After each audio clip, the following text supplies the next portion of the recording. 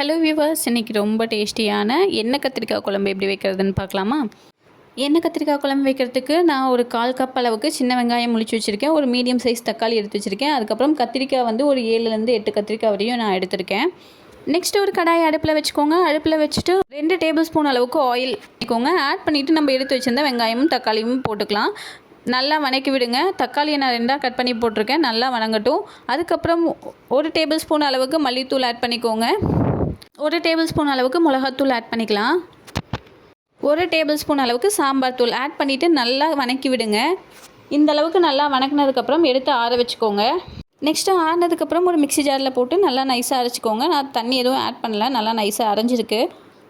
Next ஒரு கடாயை அடுப்பில் வச்சுட்டு ஒரு குழிக்கரண்டி அளவுக்கு நல்லெண்ணெய் ஆட் பண்ணிக்கோங்க. ஆட் பண்ணிவிட்டு நம்ம எடுத்து வச்சுருந்தோம் இல்லையா, அந்த கத்திரிக்காயை 4ஆக கட் பண்ணி வச்சுருக்கேன். கத்திரிக்காயை முழுசாக தான் 4ஆக கட் பண்ணி போடணும். கத்திரிக்காய் இதில் எண்ணெயிலேயே நல்லா வணங்கட்டும். இந்த அளவுக்கு நல்லா வணங்கினதுக்கப்புறம் நம்ம அரைச்சி வச்சுருந்த பேஸ்ட் எடுத்து இதிலேயே ஆட் பண்ணிக்கோங்க. இதிலேயே ஆட் பண்ணிவிட்டு நல்லா வணக்கி விடணும். இந்த அளவுக்கு நல்லா வணக்கி விட்டுங்க. எண்ணெயெல்லாம் மேலே வந்ததுக்கப்புறம் நமக்கு குழம்புக்கு தேவையான அளவுக்கு உப்பு ஆட் பண்ணிக்கலாம். நான் கல் உப்பு தான் ஆட் பண்ணியிருக்கேன். அதுக்கப்புறம் ஒரு பிஞ்ச் அளவுக்கு மஞ்சத்தூள் ஆட் பண்ணிக்கலாம். இந்த அளவுக்கு எண்ணெய் தனியாக பிரிஞ்சு வரணும். இப்போ நீங்கள் என்ன பண்ணுறீங்கன்னா, ஒரு மீடியம் சைஸ் அளவுக்கு புளி எடுத்து கரைச்சி வச்சுக்கோங்க. ஒரு 1/4 கப் அளவுக்கு புளி தண்ணி வர அளவுக்கு நீங்கள் கரைச்சி எடுத்து வச்சுக்கோங்க.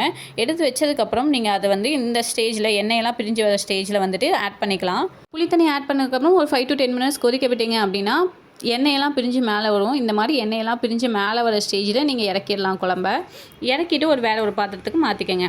அவ்வளோதாங்க, ரொம்பவே டேஸ்டியான எண்ணெய் கத்திரிக்காய் குழம்பு ரெடி ஆகிடுச்சு.